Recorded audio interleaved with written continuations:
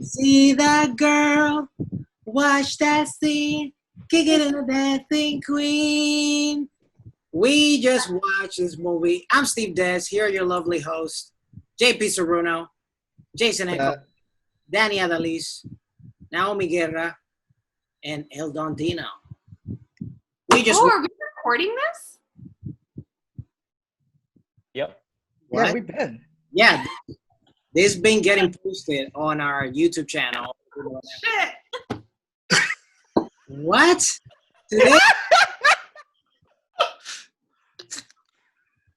Jesus Christ. By the way. You're looking like fucking doo-doo ass and you're like, tell me now. What we talk about before we talk about the movie, that doesn't get recorded. No better with you. You literally will be like, I'm surprised I don't have cameras in my fucking bathroom. Like, seeing a YouTube video of me taking a fucking shit. Oh my God. It's crazy. It's crazy. All right, I'm cool. Let's go. Are you sure? Yeah. You might need a moment. You want to put on... Okay. Yeah, I can restart it if you want. No, it's funny. No, let's do it. It's fine. I just didn't know. Oh my gosh. So we just watched Muriel or Mariel's wedding. I don't know. Muriel. I mean, but Mariel was the one that got married, not Muriel. Yes. Does any other Latino person have a hard time saying her name? Muriel. Well, I mean, when you do it like that, but in English, Mariel. I just say Muriel. Mariel. Muriel. And Because they're Australian, the same Muriel. that name reminds me of courage. Oh, yeah. It's the cowardly Oh dog. yeah. I'll save you, Muriel. Yeah. So, what do you guys think about the movie? It was Danny's pick, by the way. So, first of all, Danny, why did you pick this movie? All right, first of all, me and Ari, Steve's girlfriend, used to watch this movie all the fucking time because it was super weird, and we'd go to Blockbuster and we'd go to the indie section and we'd try to see, because we were like very like Renaissance babies, so we were like, let's just like be super well-rounded with our film. And we watched Muriel's Wedding and we adored it because it was so fucking weird and like deep and sad, and I love everything about it. I just love that it's like female led, and it's like hard to find a movie like that that's like from the 90s that's like female led and not like all about boys. It's like about like self-respect, and it was just like funny and it was deep and I liked it. It was shitty. It's just about shitty people, and I love a movie about shitty people because that's just the way the world is. Everyone's a little shitty. Okay. You know? So, you guys, what were your guys' initial thoughts? It was. I actually had subtitles at the very beginning because I was having a hard time understanding the accent. Huh? That's fair. I had subtitles throughout the whole movie. Well, yeah, they just stayed on there, but I was just at that first wedding scene. I'm just like, I don't know what's going on. I don't understand people. I Googled what a dole was, which I thought I knew it's unemployment or, so yeah, my aunt ended up watching pretty much the whole movie, and she really liked it. Her thought was like she enjoyed the characters, the two girls, and they kind of, come to realization of what they're both running away from. And the movie was pretty bizarre. Every time it took a turn, and I was like, "What?" Huh? It's dope though. It's fun. Yeah. It was weird. It was weird, but I do think once my aunt sat down and started watching, it's way more like watch it with people. I think it's way more funny, and endearing. But did you guys know it's based on a true story? No. Yeah, so the writer-director, his sister is Mariel. And shit. Yeah, and their dad was in some position, and she started, the sister basically got the mom to sign off on checks. and yeah, and then ended up moving to Sydney, and so all that is based on the sister, and the dad was having an affair also, and had gotten the sister a job with like the makeup person. That's so funny. How did you discover this? Well, I was trying to figure out if Porpoise Spit was a name of an actual place.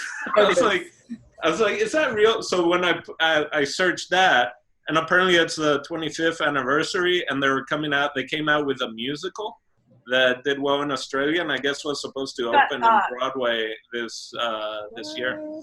But the only difference, I guess, was PJ Hogan is the director, and his sister got in touch with him and was like, meet me in secret. And so they met. They were going to meet at the airport in Sydney, and he was waiting up top, and he says that all of a sudden he sees his dad get on the escalator, and apparently his dad was there because he was there he was being investigated for corruption.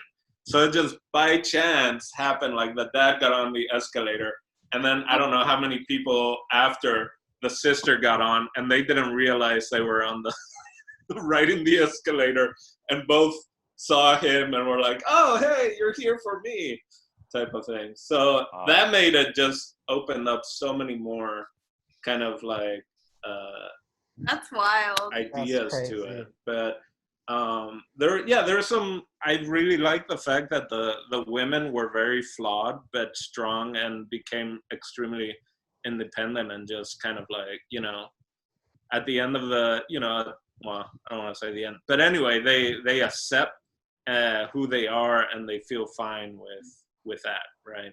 And they rather go and to the unknown. It has very much, it felt like that ending in the car, kind of like the ending of The Graduate, right? Or so many movies that have such a good ending of just like in a car, just kind of like, all right, not really sure what's going to happen, but Thelma and Louise it. Yeah, basically. Anyway, so that's my my thoughts on it and the stuff that I found out about the movie. That's cool. That's real dope. That's really dope. Oh man, this fucking movie was so goddamn awkward. Like, it's funny because like when we saw the last one, Vengeance for what was it? Vengeance from Sympathy. No, Sympathy for Mr. Vengeance. Like my partner, because she watched it with me, it was all about her reaction towards how horrible things went. When it came to us watching this movie, it was my reaction to how fucking awkward the Muriel character was. It was so, I felt so cringe and shit, man. Like because I tend to despise films or like series where, in my opinion, the character is too flawed to a point. And I was getting I was getting really close to just fucking hating this movie because there's nowhere for this character to go. Every mistake she makes, it gets worse and worse and worse, and she keeps on lying, and it's like, you need to stop. Like you realize why people think you're such a fuck up, because you are. And it wasn't until maybe the second to third act where things start to settle down, and they start to realize like there's almost no point to lying anymore. And just like in Sympathy for Mr. Vengeance, like, she gets the short end of the stick real fucking quick. Like, shit hits the fan seemingly out of nowhere, in my opinion. And I was like, oh, damn. Like, that just fucking happened. Because, like, this movie comes off as quirky, cute, and horribly awkward. But then once, like, life just fucking hits this poor girl, it's like, damn. Like, that's when I started to get the movies, or the movie started earning my respect and my actual attention, because I was like, shit, like, now it's time to, like, actually, yeah, exactly. And so I didn't appreciate the first half, because like I had to withhold my like just wanting to yell at the TV screen. It's like, stop fucking doing this. But then once, she actually does have growth. And you actually do, and I think it even shows her physically that she is growing, because when she starts to gain more independence, she starts to taking care of herself. She has much more charisma. She's not as shy or as awkward. She kind of owns herself, even with her changing her name, which is so fucking stupid, to Muriel to Mariel. But like I felt like it was almost worth it for the transformation, but like I feel terrible. Like I had to fucking force myself to sit through the first 2 acts of the movie because I was despising it. But the Have third you ever heard act the saying, saved same it. bacon, different pig? No, never heard of that. Well, it's because I just made it up. But that's what that movie is. yeah, but like Same bacon, different pig. You know? so it was good. I'm fucking terrified to find out that it's based on a true story. Like, oh my god. It makes sense because like there's no way someone came up with this on their own.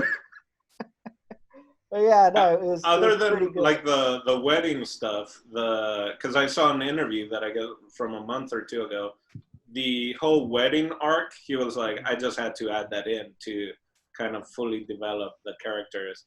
And Yeah. he also talked about asking permission from the sister, and the sister was like, fine, you gotta make me the heroine, you gotta. And then after it got like really popular and then it made it to the US and all that, he ended up, the dad watched it, and he was like, the dad got like, he was like, kind of like Trump, just understood the wrong things. I was like, oh, so I did do good then by the way I was, type of thing. Like this. Like up until the end. No, not even. But the fact that the movie is just like the dad's like, I did pretty good. Yeah, this makes everything I did, as horrible as I was, makes it all okay. Yeah, like no, those steps were still pretty bad, Dad. Like. There's some stuff or what you guys just said that I definitely want to discuss. But before that, Naomi, what did you think? Like the setting of it. She is a hero. I mean, I saw this movie when I was 9 years old, and it's funny. My sisters would clown on me, and they would say, "That's Naomi. Everything she does is like a fucking mistake." So it was it was just like, "Hey, these bitches are assholes, but hey, they're my sisters. Whatever. What can you do?" But this movie actually like identifies multiple parts about like a feministic movement, in the sense of like how parents can be like misogynistic and sexist, and like I don't know, the relationship the parents had was like fucked up in my opinion, and for the kids to see that explains why they were so shitty. That explains why they were so afraid or timid or to do even anything, to even like continue living a lifestyle beyond what their dad had already made. He already built a foundation of like being a councilman, or I don't know, what was he? He was into politics for sure for a little bit, but he was in some sort of council. He was a councilman. Yeah. So like in my perspective is like he had already built a platform, but yet he was still being a shitty father and like not letting them like step out of the shell, or just like that patriarchal generational thing followed him, and it kind of like bled through the family, and like that was my perspective. Also the mom, she would fade out. That was a trip to me. I love the mom. She is gorgeous lady, but Toni Collette, I'm reading right here, that Toni Collette says that it's part of being human. Insecurity is one of the hurdles that we all overcome, and since we are always like, society's asking so much in demand for a female, so it's just like it's good to feel vulnerable and imperfect, so like it's a feel-good movie, and it also like identifies these factors of like the patriarchal system that still exists in some families, even in other societies. So now that I saw it, like now at this age, it's just like, I don't know, the dad was a fucking cheater, and oh my god, he was a fucking cheater, and I can't believe like in the dinner time, like in this restaurant they were in, like the lady comes in, like the mistress comes in and just disregards the lady, like the mom. And I'm like, what the fuck? That's fucked up. Like, I kind of knew the mom knew, you know what I'm saying? Like, mom kind of knew. I think so. Yeah. So I don't know. It's just this whole fucked up family thing. It's a trip, you know? But that's my perspective on it. It's just like this feel good movie of female empowerment and Yeah. How to respect yourself, you know? So it's I like it. Feel good movie. It is a feel good movie. So those my 2 cents, yeah. It was good, Jason. So, my initial thoughts are a lot like JP's, where I was like, what am I watching? It's so quirky. And then I have to remember that it's made in 1994. And then I kept thinking, like, well, what movies came out around 1994? Like, what's in the same, like, pocket as this movie? And it's like Pulp Fiction, Forrest Gump. And I'm thinking, like, Ed Wood. Like, so this movie is sort of like in that realm, competing the same year as those kind of films. Also, like a year later, movies like Clueless came out. So it's around that kind of world. And so I had to kind of put myself there, because I don't think this movie gets made today, because I don't think anybody will want to make this movie today. Now, I liked it. I thought it was like dark, and there's like these intertwining relationships of codependency that are going on. This movie is super layered, and there's a lot of texture to it, and you don't really notice. I wasn't expecting that. And I think like maybe unless you're like really paying attention, you're gonna miss like, and I know I missed a ton of them. You're gonna miss a lot of like what's going on there. There's a lot of psychological drama in that family. There's a lot of trauma that everybody experienced. Everyone in the movie, all of them, every character that shows up on screen is codependent. All of them. And that's clearly by design. So the guy who directed this, what, PJ Hogan, I think is his name? Yeah. Outstanding direction. And the movie's disguised as like this quirky comedy, but like even like the minute characters, like the two sailors, the American sailors that took the girl home, took her friend home, even they are codependent on each other to, you know, make love to this woman. You know what I mean? Like everybody has a relationship where they need the other person for their existence, and they make that clear. That's deep. I didn't even think about that. It's the movie. It's a happy ending, but there's a lot of sad stuff. So you have to like chalk it up as being like a dark comedy, because the mom offs herself. And then we still end like, and she offs herself in the final act of the movie, and the movie still finds a way to end on a very happy, positive note. And I was like, this is strange. But if it's a dark comedy, then you just accept that that kind of stuff weaves itself in and out of the world. There's a lot of weird stuff like that in the movie. I will say this, that Toni Collette is something else. I don't know if this was her first movie, but after watching that, if I had never seen her before, I'm like, this girl's a movie star. And She's amazing. She's out of this world good, because that's a young Toni Collette. And I had just seen her last week, or either the week before last, in Hereditary. And in that movie, she plays a very flawed person. And I started thinking about like every Toni Collette performance I've ever seen. She almost always plays a very flawed individual. And I bet that's because of the casting of this movie. People remember her. I wonder, yeah. Like, have you guys seen United States of Tara? Yes. I saw the first episode, but yeah. Yeah. She's amazing in that. She plays literally 20 different characters, and you forget it's one person. You guys wait. That's her? That's yeah. her. I would not have recognized her. Holy shit, really? United States of Tara. That's Bud, Damn. Alice, freaking whatever their other names are. It's worth going back to damn. watch that. I was thinking that, because I only saw the first episode, I was thinking like, I'm going to go back and watch that show after having saw this, because I'm just super impressed with Toni Collette. Like, she was young and she already had the goods. You know what I mean? Yeah. So I mean, that's my initial take on the movie.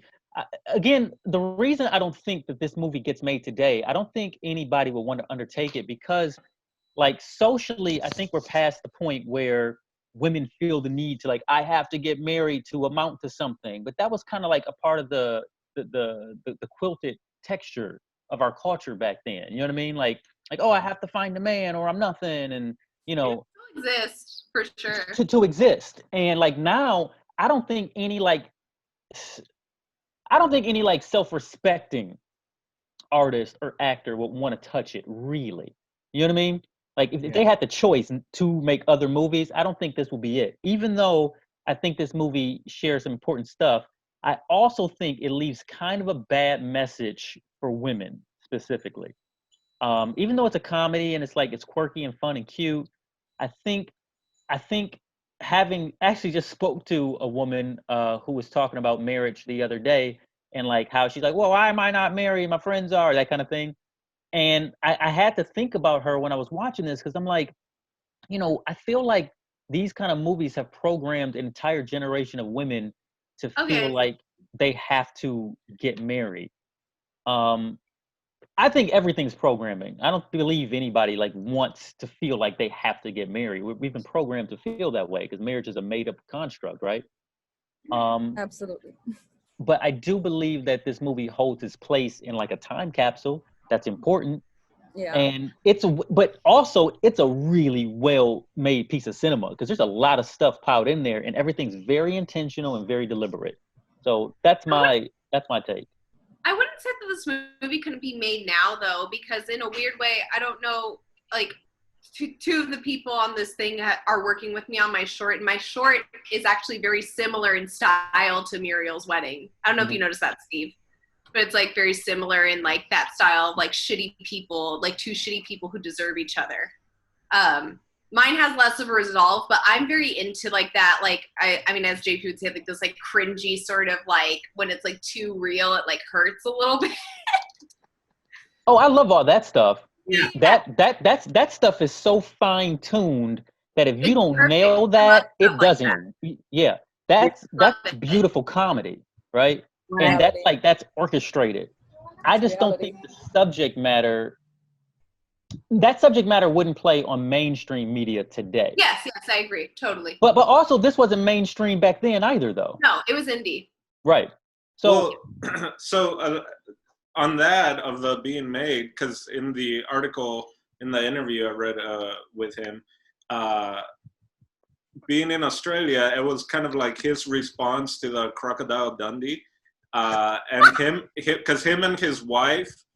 I forget what they worked together, and she produced or directed another movie, and it was their idea, kind of like, we want to do more films that show the people in Australia that we know, right? Like this whole idea that all of a sudden everyone thought Australia was Crocodile Dundee, right? So part of it was like, I want to make a film where it's people that I know, that I recognize, and they couldn't get the money.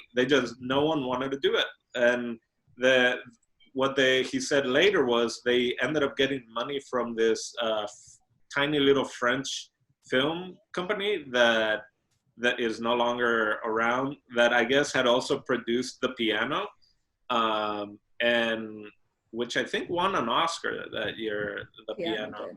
Which I saw that as a very little kid when that came out, and that messed my mind. I was like, there's like, that's a whole different conversation. But then he talked about that then they had asked Miramax for money, and like a minuscule amount of money. Miramax do this movie? No, they bought it. Miramax. It feels like a Miramax movie, though. Right. So they had asked Miramax, like they went to all these different studios, asked for this, like whatever. I mean, clearly not a whole lot of money. And so what they said was like, once it made it to Cannes, and there was actually a bidding war. So it's like Miramax could have, I guess, have produced it for, I don't know, next to nothing. And then they ended up spending millions of dollars to buy the movie and then bring it to that. So just that idea, like you said, people don't want to make a movie. They can't see the big picture, right? That's a hard movie to pitch too, though. Right, because who is the likable character off the front, right? Who is the, but with that being said, you were saying you don't think it can be made because you don't think people feel, or I guess women in general feel that they need to get married?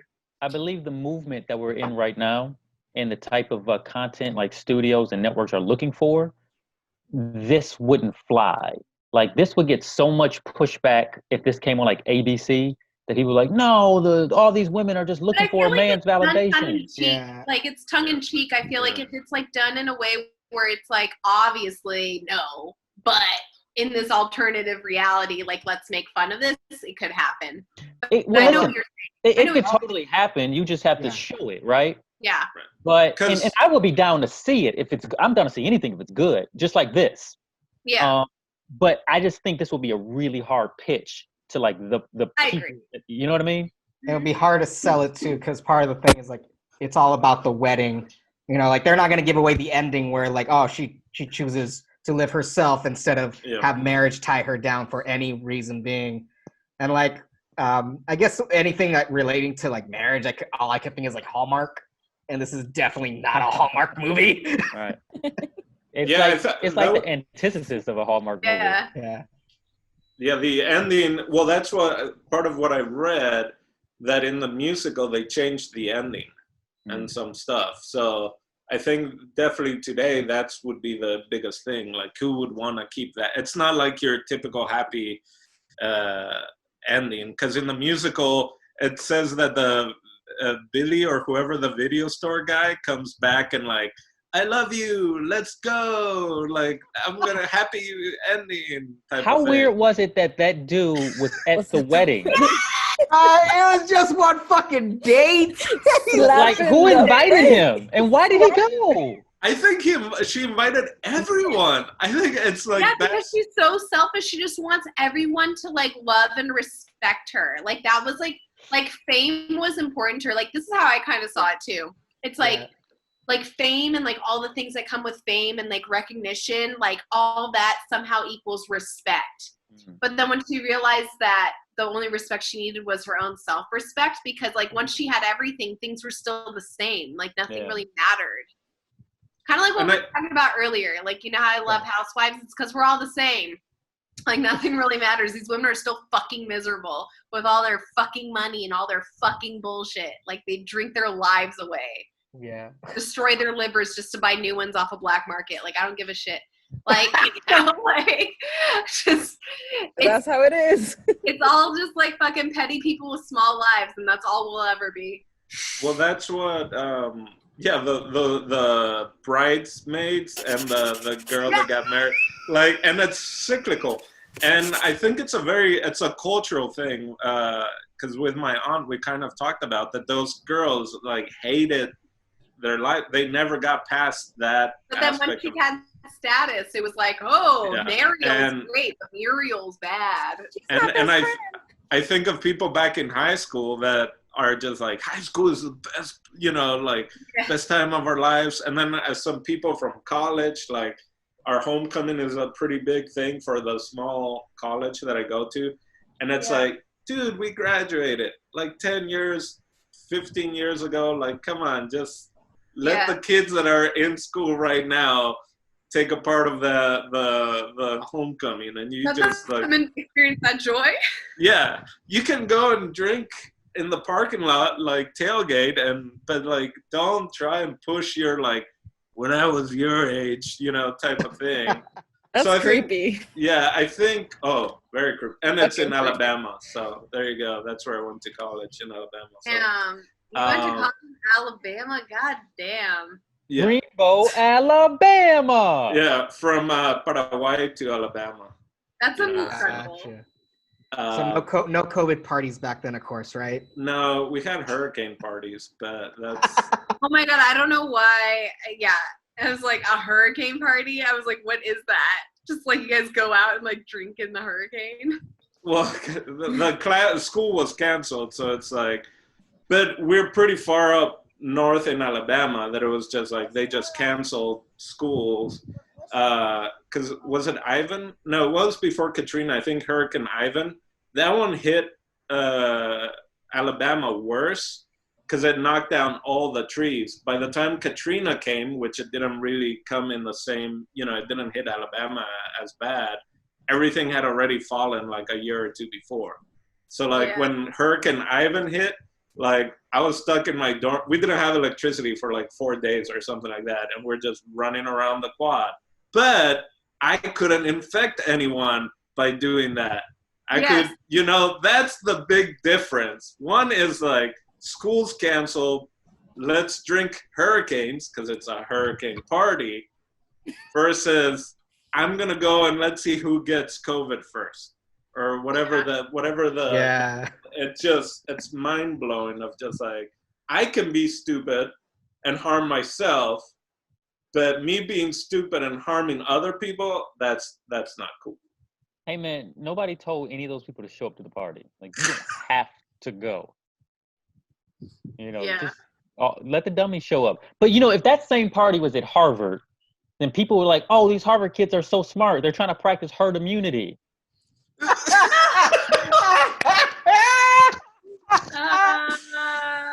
It would be a different story. Herd immunity bash? Yeah, Dude, herd immunity bash. Ivy Part of their League. graduating thesis. No, it's HIP.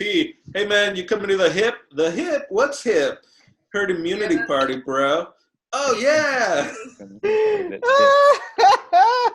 I feel like, what would you even do in Caltech? Marcus went to Caltech and they had like crazy parties. So they're all just a bunch of fucking nerds that are trying to find themselves. So they're just like going to they're fucking making pipe bombs and going out to the desert. Oh my god. Like literally like nothing. Like not even thinking about static electricity and how they could just blow up. Oh my god.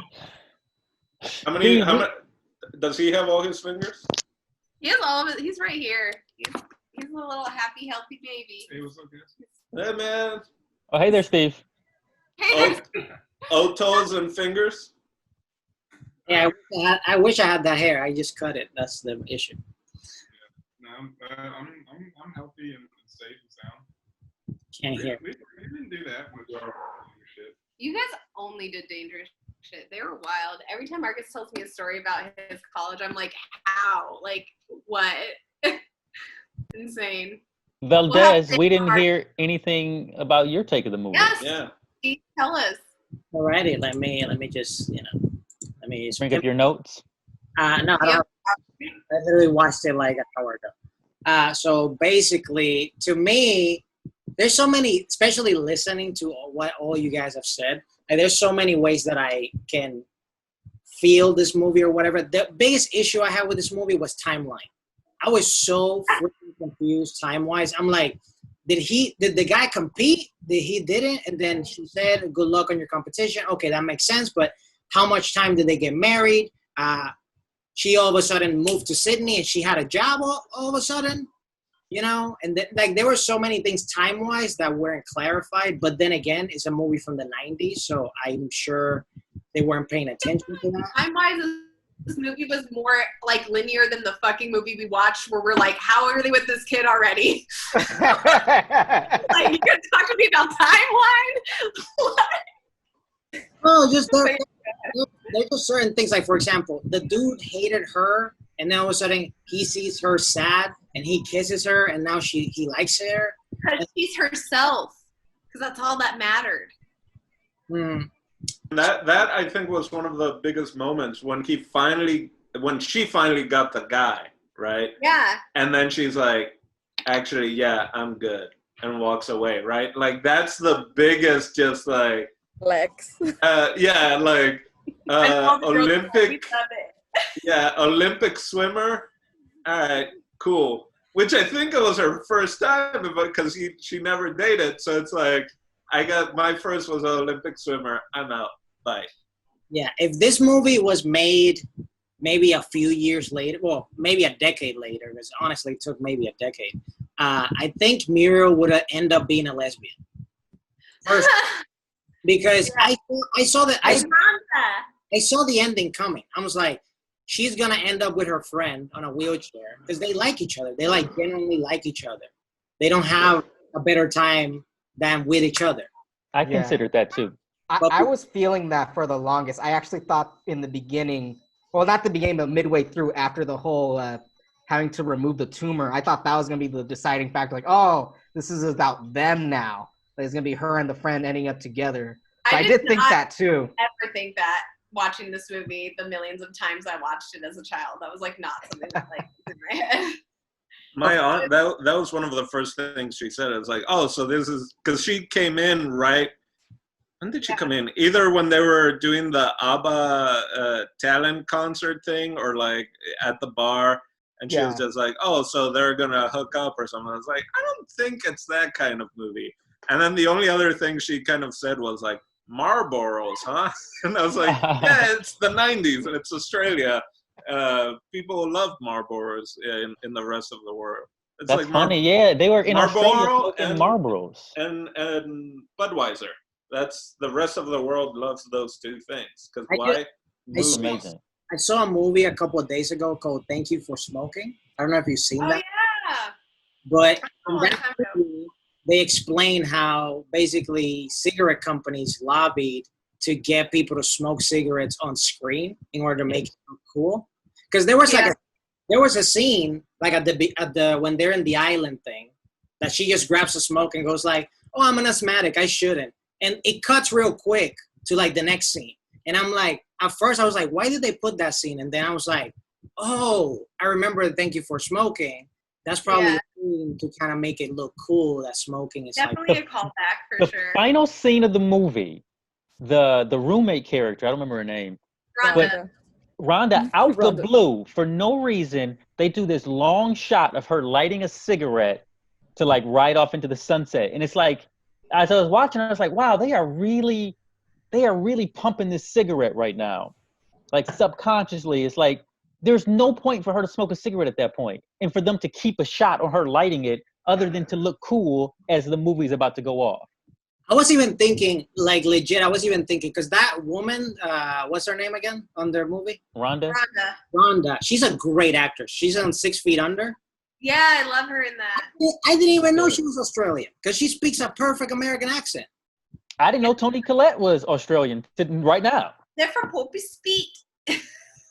So I was like, Porpoise Spit. That was good. I was thinking to myself, like if like there's this thing that like even when I was a beginning actor, I was like, if I have to smoke a cigarette on a scene, I would do it for the scene. But now, as a grown-up person, I'm like, I would never do that. I will never ever do that because it's not something that I stand for. But this woman, most of her roles, at least the ones that I've seen, she's smoking a cigarette, and I wonder if she got hooked because of acting. Oh wow. Because that could be a possibility. That maybe she just like, hey, you got this character, but you have to smoke like four to 7 cigarettes, you know, and then all of a sudden, like that's literally like her thing. And because they're trying to push the cigarette thing, maybe some actors even got addicted to cigarettes because they have to present it on screen. That's what I know actors who got addicted. the actor, not really the character necessarily. Yeah, that's a real thing.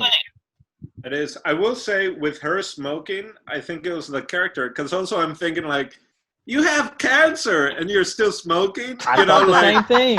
And I guess the asthma thing. So like she's doing physical therapy and then she's in the wheelchair and the guy's like, oh, I'm here to pick you up. And she's like, oh yeah, like he's sexy, whatever. Let me go get my cigarettes. You know what I mean? And then it's like in the wheelchair. And then, so I think it was totally a character thing of her kind of like accepting herself, right? Because she's there miserable in her house with the mom and those 3 girls that she hates. She hates all 4 people that she's around. And she's just kind of there, almost comatose. And then it's like, oh yeah, we're getting out of here. And so I think that was like her getting her power again. Like, this is, you know what? This is who I am. I smoke cigarettes. Yeah. So I think it was her character, not this whole pushing cigarettes on the youth. Danny, are you a smoker? No. Naomi, did you watch this when you were 9? Are you a smoker? No. No. Well, there you go. Marijuana. I've never been drunk a day in my life. I don't even drink. Okay. You know the drugs. Of alcohol. I hate, like, I just, like, I'm not really like an addictive personality. Like, I don't know how people get addicted to shit. Like, there's a while where I was like smoking weed pretty regularly, but the minute it made me feel like, you know how everyone goes through their phases and then they get really paranoid after a bad high? Like, that shit Mm-mm. Like after that, I was like, you know what? Once a month, if that. Like, I'm good. Like, I don't need to get that feeling back again. Like, I found something interesting, and you guys probably it kind of alludes to what you guys were saying about the smoking and the cancer. Do you remember the doctor? She was like, "Well, how did I get cancer, doctor?" Like, we don't know how people get cancer. And I'm like, "What? You didn't know how people got cancer in '94? She's smoking a pack of cigarettes a day. right. How do you not know this?" Right. Oh, I think that was specifically the one in the that tumor in the spine. Because she had a spinal tumor or whatever. Yeah. She didn't have lung cancer, but yeah. But still. Have you ever seen Mad Men? Yeah. Yeah, like the whole show is about men who like if you see all 7 seasons, it's just about like them like breaking contracts and getting contracts from cigarette companies. Like the whole like arc of it is actually just about, can we like book this cigarette company, like, or should we go with this other guy? Like, you know, Mad Men was actually based on a book from the guy who's like supposed to be Don Draper. Oh, for real? Yeah. I don't think it's called Mad Men. It's called something else, like Fifth Avenue or something like that. But I found out about it like when Mad Men was still on, like season 5 or 6, like right in the middle. I found out about this book and I read a little bit of it. But it's his tale, and he's basically the real Don Draper of Fifth Avenue or whatever it is. There's just something about Don Draper that's so problematic that you're kind of like, you're hot. It's fine. Great American novel, man. Yep. I will My say, dad's basically like a fuckboy Don Draper. That's Wait, who is? My dad, Pete. He's like fuckboy Don Draper for sure. The white boy, the white fuckboy, right? Yeah, just white fuckboy. Amazing. Like well-meaning, good-hearted, but like, man, you're a fuckboy. You know? What were you gonna say, Dino? I think go back to the cigarettes. I will say, as a little kid, I loved me Camel Joe. Like, I thought Camel Joe was the coolest thing ever, man. Really? Joe Camel. Joe Camel, Joe Camel. Yeah, I don't know. It's sunglasses. That's what got you. I thought he was cool too, Dino. I'm not gonna hold you up. I love Joe Camel. Leather jacket and shades. I wasn't smoking. He would have like a white dinner jacket on sometimes, right? Yeah. Yeah. That dude was No, dope. I didn't get into smoking, but I just thought he was the coolest. Man, and I Joe was like, Camel was super cool. And a cigarette is really cool if you got sunglasses on. Hey, let's be honest. Cigarettes are really cool. They really are cool. They are. They really are. And I remember like thinking, like, I told my dad, I was like, I just want to let you know, and I was like a teenager, and it's so funny that you said that. I was like, I just want to let you know, I don't drink and I don't smoke, but I did hold a cigarette in my hand to look cool because it actually does make you look cool, Dad. You can't say it doesn't. And my dad started laughing so hard. I was like, but I didn't smoke it because it's fucking gross, but it made me look really cool. And he's like, all right, whatever. But It was a good argument. The perception of it being cool comes from movies. Yeah. Same way that Jason was talking about the programming thing with marriage and all that stuff. Yeah, totally. So the same thing comes with that. If it wasn't put in movies, it would not be cool. You know what it is? It's the fearlessness. It's like, I'm not afraid of death. I'm going to smoke this stick and fill my lungs with some bullshit, and ain't nobody going to do nothing about it. Ain't nobody going to tell me nothing. I'm a bad boy, bitch. Every part of it is cool. And look, go on. They put cigarettes in the coolest people hands, like the coolest people ever in the face of the earth. They're like, let us film you smoking this. So you got James Dean popping a cigarette out of his ear, popping it into his mouth, or holding it in his sleeve. And then pussy is just flying everywhere, just like pew pew pew pew. In that like, first hit of smoke.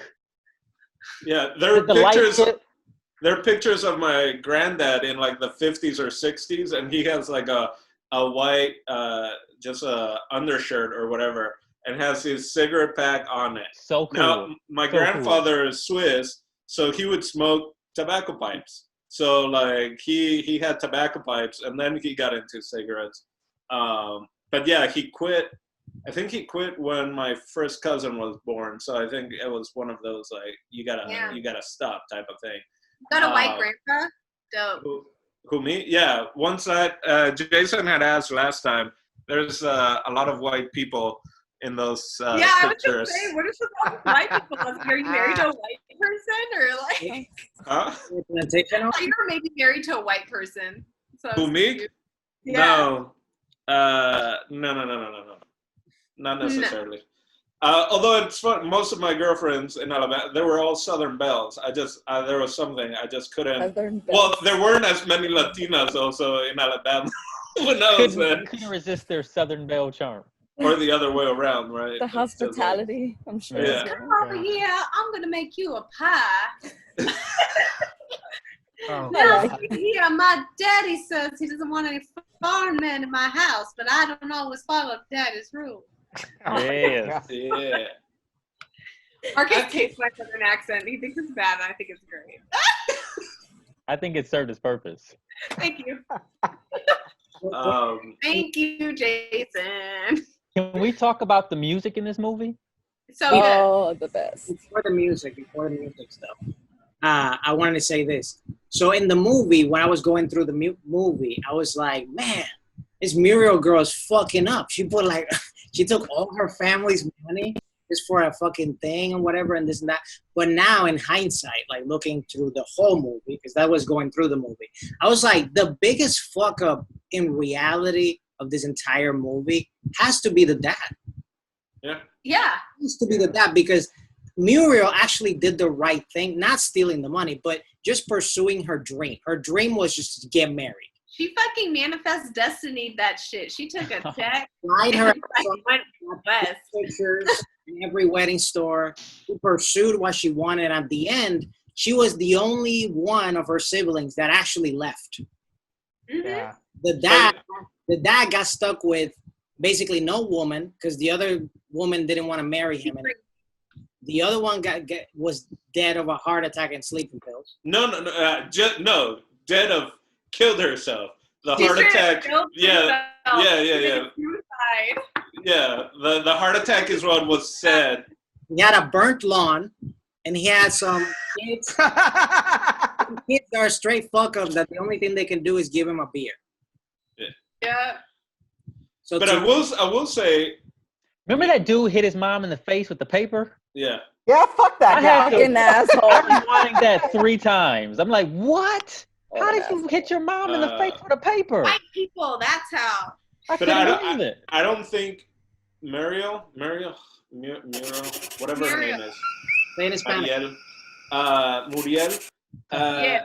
I don't think she got it until the very end, because that's Oh. when she decided to go on her step. The whole time before, she was running away, because it was like she stole the money, and so she's like, I gotta disappear, and had a chance to get away. So the whole movie, she's like, kind of how she's running away. She's trying to escape. She's just trying to lie her way through her goals. And it isn't until the very end that she realizes what her goal in life actually is, or what makes her happy. That she like starting with a down payment of $5,000 or whatever. Like, here you go, I'll pay you the rest. Like, that I think is a turning point. Also, what was up, like, because at first I thought like she was on the spectrum. I thought the mom was on the spectrum. I thought the one of the sister? brother and the other sister were. I was like, The cable company or Oh, God.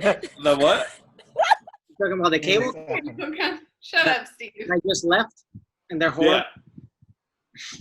So I that's what at first I was like, I don't know if I can watch this. Are they going to be making fun of people with? I was thinking like, is this people Just with? terrible people who like they're just shitty people with small lives. Like, Yeah. honestly, Yeah. like this shit was so funny. The sister who was always like, Muriel, you're terrible. Like, just like every like that killed Marcus. Every time Marcus watched that, like when the sister said that, he'd be like, oh God. Just the Muriel. You're terrible, Muriel. Oh, what was that? An apparition? Ah, Yeah. Since I- Oh! Ari! Oh, how's it going? Hello! Wait, come back. I love your haircut. Are you home? No, I'm at Steve's house. You look so cute. Doesn't Ari look so cute with her haircut, y'all? Yo, Look at her. Nice. 100%. wait, I just Nice. found out what the dad is. I just remember he was a constable. And so I looked up a constable, and it's a peace officer with limited policing authority, typically in a small town. Oh, he's Okay. a pig. Yeah. The dad wasn't a constable. Right? Yeah. I thought he was a councilman, but anyways, this Close movie is enough. so He's- great. Yeah. Everyone Well, loved it. he was Love really our friendly childhood with the movie. cops, so that makes Yeah. sense. Well, Yeah. did you guys? Like he lost at the end. He said like he lost some votes or something. I don't remember. Oh, he was trying to run Yeah. Yeah, or yeah. something. And the sister had the one shirt the whole time, which is just like he lost. Right? Like, why does she keep wearing it? I thought the sister was amazing. I thought she was great. perfect. Yeah. No, that's honestly my favorite character. Every time she popped in the screen with her line like "You're in trouble" or whatever it is. Muriel. You're in trouble. You're terrible. You're Like, terrible. Mariel, you're terrible. I But know, every everyone wants to line talk reading to was you. different, wasn't it? Yeah. Sometimes she said it Yeah. and she was like really impressed with Muriel had did. Yeah. That's acting for you right there. Take that for an exercise. Just I feel like I've They seen her in something all- else before. They all also like looked related, which was hilarious. Yeah, like that the was cool. casting was so. Yeah, that was I Did believe anyone- that. did anyone notice like wait, didn't the police give him a test or whatever? The dad asked the mom, and they're like, no, they didn't even give it to him. He's too tall. Yeah. Is that a Yeah. thing? No, Like, no. where- Making excuses. yeah. Oh, and And then did they say something racist at one point? Because I missed that part. There's like 20 racist things in it, but it's like self-aware, so it's like No, funny. no, but I'm talking about specifically when she. South Africa. Yeah. Yes. They said something about the blacks. It wasn't racist though. It was just like they were going through apartheid at that time. Yeah. Yeah. Because the South Africa got they weren't allowed to, which my aunt brought that up. They weren't allowed to compete in that Olympics. So that's why the South African was wanting to get married to an Australian to then play for Australia. He Yeah, also we're not made gonna a let you comment compete in that the she's Olympics. Aboriginal, is she? Like he was like worried that she was like black or Aboriginal. Like that was like the first comment he made about her. He's like, she's an Aboriginal, is she? And they're like, no. Yeah, that's Oh, I don't remember that. I didn't catch that. Yeah, he says that. He's like, she's an Aboriginal, is she? Like she's this weird like South African. God damn. Especially in that scene, I thought at first that she was hooking up with the coach. Yeah, I think everyone I thought thought so like, too. I was like, wait, Yeah. what? But it said like a 20-something-year-old dude, and I was like, did he lie? Did he catfish her? What's happening? That's what I thought until you see him like smoking hot body coming out of the pool. It's like, Yeah. that's the real meat right there. that was a double catfish Yeah. on the audience, you know? Here for it. Okay, Maybe let's do the music. Like, how many extra albums did ABBA sell because this movie came out? Dude, ABBA is the most like popular, like gorgeous trash band ever. It's like they're so good, but they're also just like so generic. They're like the Beatles for like reasonable people, like, you know, Reasonable people. reasonable people. Also- Also, one of my favorite lines in this film is when she's like, "Oh, Rhonda, since the day I moved in with you, I haven't listened to Dancing Queen one time." She's like, living with you is like living in an ABBA song every day. It was such a cheesy line, but it was actually so powerful. Yeah. Like It I was. felt It made that, and I sense. was like, "Damn, that's good." That is the "you make me wanna be a better man" line of the movie. Yeah, but it was Yeah. about ABBA. Yeah, You had me at hello. yeah, exactly. Yeah. Frankly, my dear, I don't give a damn.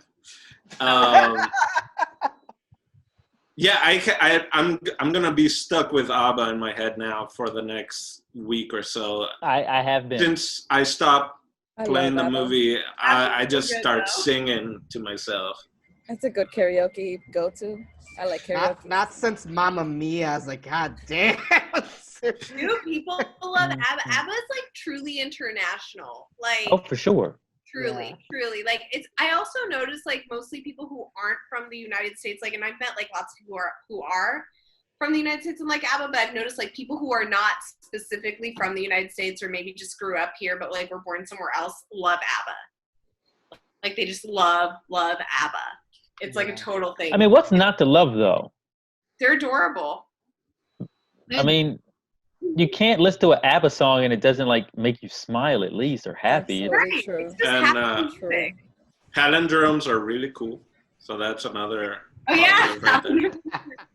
Oh, that should be a movie we watch next. You remember, Ari, when we watched Palindromes, that weird fucking movie about like child sex trafficking that was also a dark comedy? Oh wait, I thought there was another palindrome movie that I watched. It's called Palindromes, and it's about a girl named Aviva or something like that. And You guys watch two movies that are different. it's weird. Yeah, Do you remember maybe. that movie, Ari? Yeah, I remember it. I don't remember it about sex trafficking. Real quick, It was like weird. Never thought I would hear sex trafficking and a comedy together. It's weird, but like I don't know. I hadn't watched it since I was probably at least 15, but it's weird. So if you guys know him, that director, he's done a lot of weird stuff. So it's just he did Dark Horse and a few other things. This same director did that movie? Mm-hmm. So Todd Solondz did Dark Horse and Palindromes. Okay. Okay. Versus So both. this director, P.J. Hogan, from this movie, he also directed a terrible movie called Confessions of a Shopaholic. Oh, really? With Isla Mhm. Fisher? Yeah, with another Australian girl, right? That was more who I think recent, is right? yeah. I think Fisher is brilliant as an actress. Oh, And I think- Isla Fisher? Yeah, she's brilliant, and I think I hate to say this, but I think that movie kind of ruined the trajectory of her career. Dude, like- so with her, like, side note, so I personal assist for this woman who is best friends with Isla Fisher, and I own like 3 of her tops now. So she gave Amanda a bunch of clothes, and then Amanda's like, do you want these clothes? They're Isla Fisher. So I have 3 of her shirts. So we're basically best friends. Our boobs have touched the same piece of cloth. Yeah, Man, Isla Fisher's gonna watch this and be like, I can't believe she gave away my clothes. Apparently she's a really lovely lady. I don't know. I wish she was in more stuff because she's super funny and super good. She's really funny. And I feel like P.J. Hogan ruined her, unfortunately. I feel like PJ. Bad. Isn't she married to Sarah Baron Cohen? Yeah, Sasha. Sacha Baron Cohen. Sarah, yeah, I like that one better. I butchered that.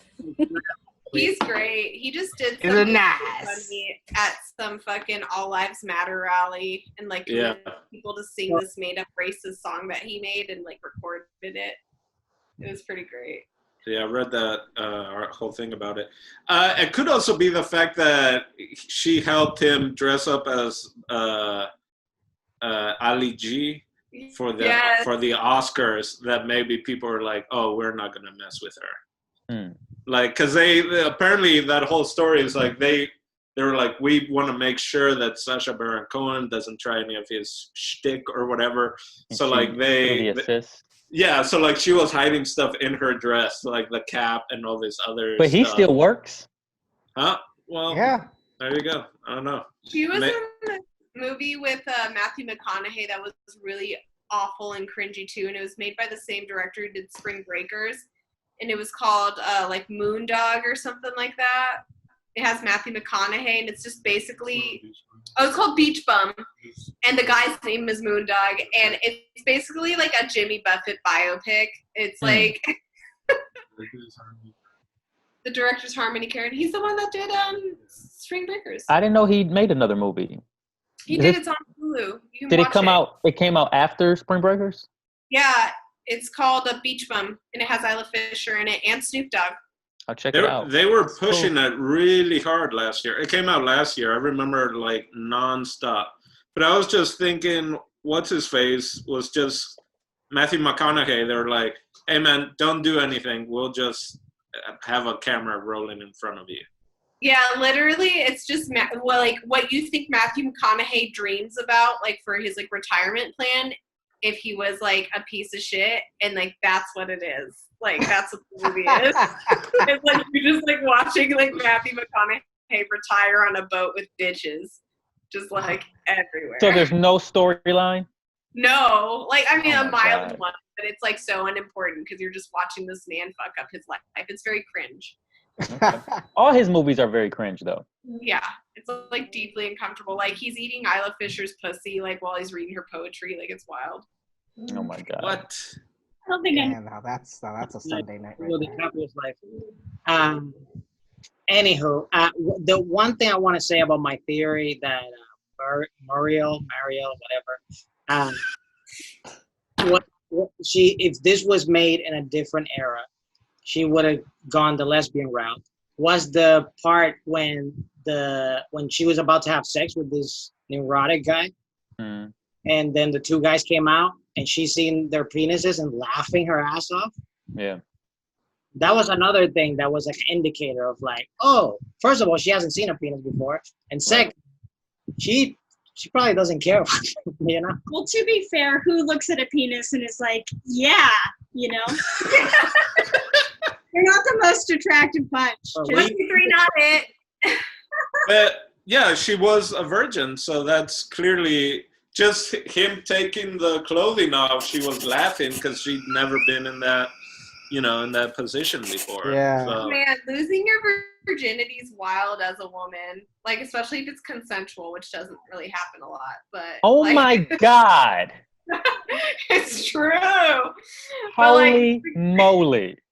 it's true. But look, jokes aside, The cinema club. losing your virginity is so like no woman has a story where it was like it was magical. It was like mine was like in a tent in Puerto Rico. It was terrible. That sounds magical.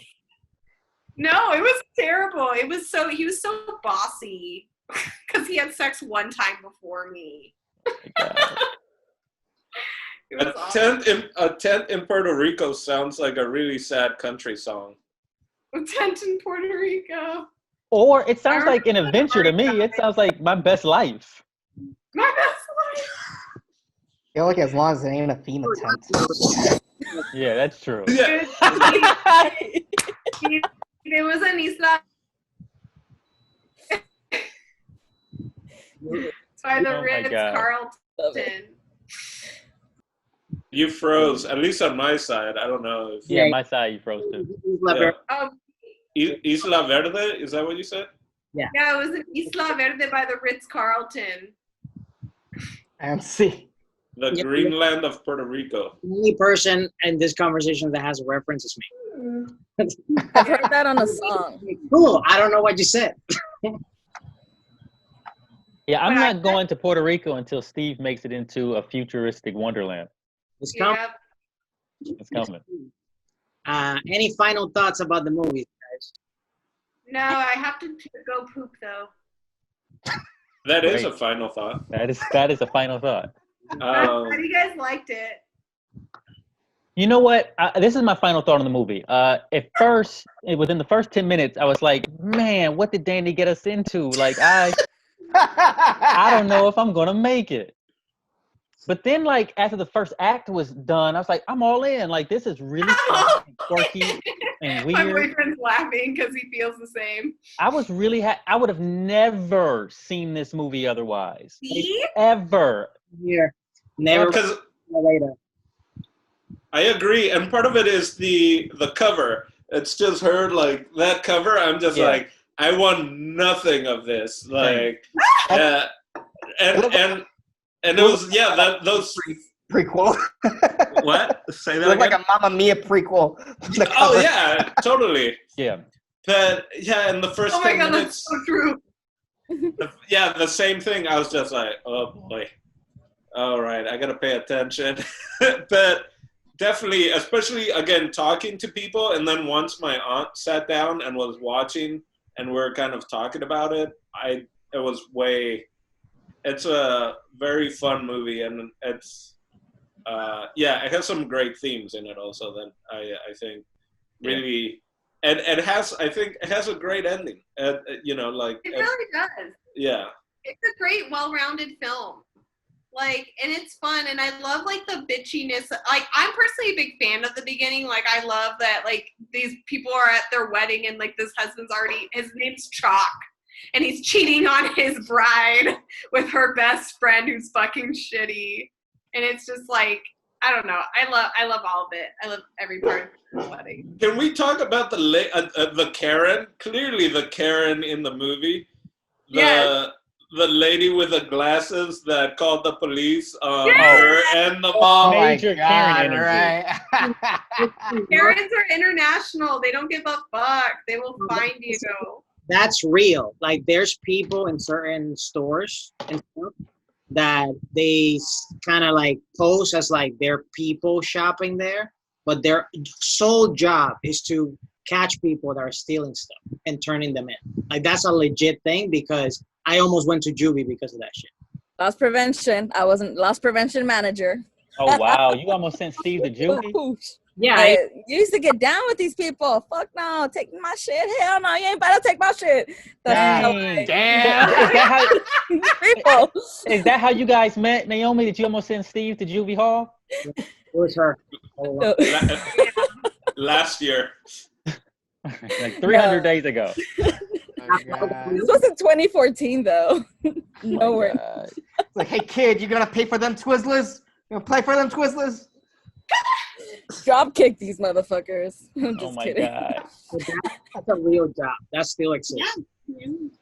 Oh God. All right. Well, I guess, are we done? Well, other people need to finish their. You can Oh, I thought we were. I'm sorry. yeah, you can leave if you want. We're still Yeah. in the process of it. Hey, can you hold it, We Danny? were just talking about that stand-up thing, like where people leave 5 in, 5 out. Let's go. Well, you said there might be a camera in your bathroom and it's gonna film you take a shit. So finish it. I mean, honestly, I'd take you guys with me. Maybe I'll just turn off my camera.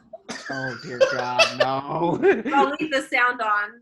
Like no. the Supreme Court justices when they were doing it over the phone and stuff. Someone left the audio on and they were using the bathroom. Oh, that's great. All right. Look at Wait, who's country. next? America Whose first. final thought is next? 8 out of 10. Watch with a friend. Don't watch it by yourself. You'll survive the first act. I promise you. Hey, Ari, do you have a question? You're raising your hand. I have a thought. What's your Final thought? thought. Go for it. I love the movie, rewatching it. It was great to watch again. But I think what's missing is the change of the man that she married from absolutely detesting her to somehow like being down with her. We needed one more scene where they warm Yeah, up. it happens fast. Yeah. That was too much. Like, it was too quick. I thought it was the fact that he And then flew for the funeral. Well, I guess I could see he was sympathizing with her for the funeral, but I still think that wasn't enough. I think I they- agree. Or maybe it's just like a play on the emotionally unavailable white guy. We've all dated one. And that's who I he is. can't say that I have, but go on. Dude, the emotionally unavailable white guy is classic. It's like the whole time he's kind of being mean to you, but showing that he's interested in you a little bit. And then you're like, I mean, I'm just here. Like, I'm just showing up. And they're like, you're too much for me. You're like, oh, I'm going to like go a away. mental abuser. The only explanation Yeah. I can give to that is just that he had some type of fetish for sadness. Because it doesn't make any sense. The whole movie That's is, an emotionally unavailable white guy. They have a fetish for sadness. yeah. So that's the only explanation I can give. But that's about it. Yes. Final thoughts, Naomi. I just like the inconsistency of the fonts. The beginning of the font is like this, Yeah. heavyweight font, and then all of a sudden it's this fancy font, and I'm like, wait, there's no inconsistency. So that threw me off, and I didn't like it. That's just my final thought. Was the Oh, that's so pixelation fucking off true, on though. anyone else? Like the fonts, FONT. Yeah, It looked like the beginning of an pixels. old video game. Yeah, the pixel was horrible. Yeah. Dude, Final thought. love it. Jason. You know what? I think you guys summed it up nicely, man. I don't have any final thoughts, but I will say that I enjoyed the movie. I would recommend it for its irreverence, and it's fun, man, and it takes you back to a time that I never even knew existed. Australia. Australia, 1994. I didn't know it was a thing. Porpoise Spit, Australia. Porpoise Spit. Porpoise Spit. Porpoise Spit. Although Yeah. the cops reminded me of cops in Paraguay, or just like, here's a case of beer. Yeah, for sure. It's like sold. No one's in was trouble. that beer? Cops everywhere. Let's be real. Cops are such a joke. The country you're in. But yeah, Danny, What? final thoughts. My final thought. Why am I spotlighted? Okay. My final thought is it's a great movie. It's, I think, the movie of a generation. I think that it is a movie that moves mountains and breaks barriers and teaches you to love yourself even in your shittiness. I think it is a movie about a shitty female friendship, but ends up being about real female friendship at the end, and like that's what really matters. Is like at the end they're winning in friendship and like self-love. And I also think it's a good movie that kind of just shows you about like, you know, white people can have shitty lives too, even if they're rich. That's like every fucking like Broadway play is white people problems. Yeah. Yeah, this is basically like a whole movie about white people problems, and I'm here for it. Yeah. So, you know. Did everybody go? Yeah. I think I think so. so. Yeah. Yeah, I think I'm the only one. So my final thought is that it was a decent movie. It was a good movie. There's a lot of things that you can strap, like when there's a movie that has that substance that you can take many different concepts of not only the character, what's going on and everything. It's definitely a good movie. I could tell it was low budget, and even though it was low budget, it still made me travel to places which I enjoyed. Because it seemed like in reality, you know, they probably filmed within the same location, you know, but like it felt like it was moving, you know, places. Mm-hmm. I like that. Would I watch this movie again? Probably not. But it was. I liked it. I enjoyed it, and it was a good thing because again, I would have never ever in my life seen this If movie. you could give it a grade, what would you give it? Like a B plus, A minus? A grade? I'll give it a B, a solid B. A solid B. Yeah, a solid B. Okay. If I were to give it a grade. I would give it an A plus, but that's just me. A minus. Because of the font.